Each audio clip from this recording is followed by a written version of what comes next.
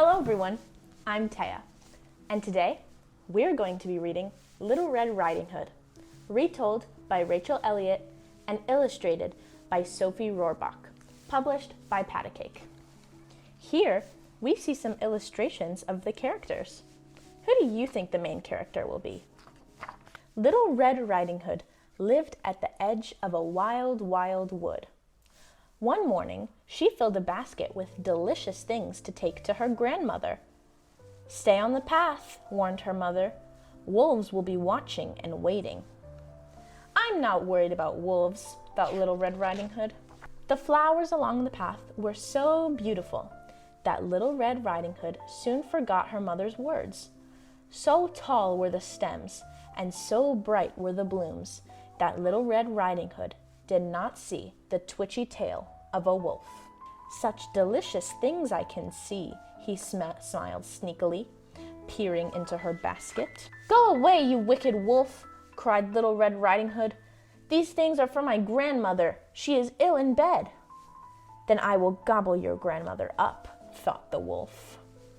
Deeper and deeper into the wood ran Little Red Riding Hood, past bluebells and bluebirds and beetles and butterflies.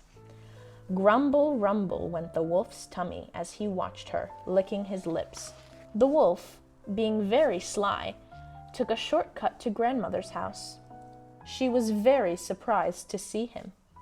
"Help!" the old lady cried, jumping into a cupboard and pulling the door closed behind her. "I'm feeling hungrier and hungrier," roared the wolf, "and my tummy is getting rumblier and rumblier." He put on some of grandmother's clothes, climbed into her bed, and waited for Little Red Riding Hood. Soon, Little Red Riding Hood reached her grandmother's house. "Hello, grandmother," she called, pushing open the door. The sly wolf lay very still. Kind Little Red Riding Hood crept into the bedroom. "Come closer, little one," squeaked the wolf.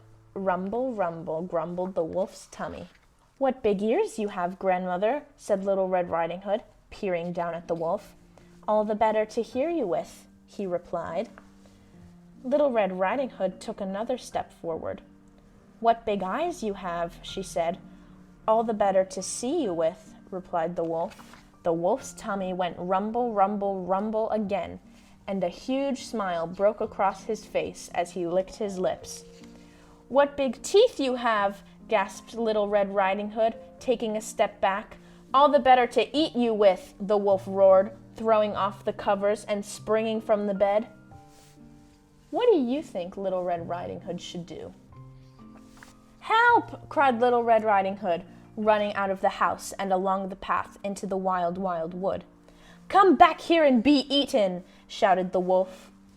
The wicked wolf chased Little Red Riding Hood all along the winding path, past bluebells and bluebirds, beetles and butterflies, until, "Father, Mother!" Little Red Riding Hood cried.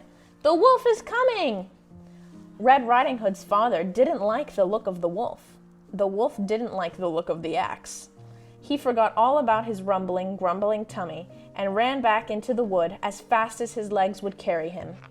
Little Red Riding Hood and her mother and father rushed to rescue grandmother.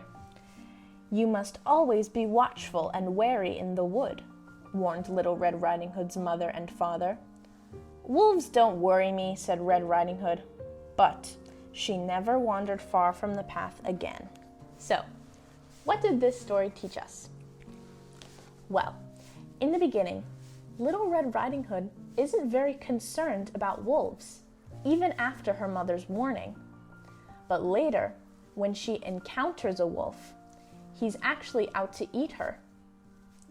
So, the moral of this story is that even though most people are kind, we still have to be very careful when talking to strangers and to always listen to our parents' rules about safety. Thanks, and see you next time.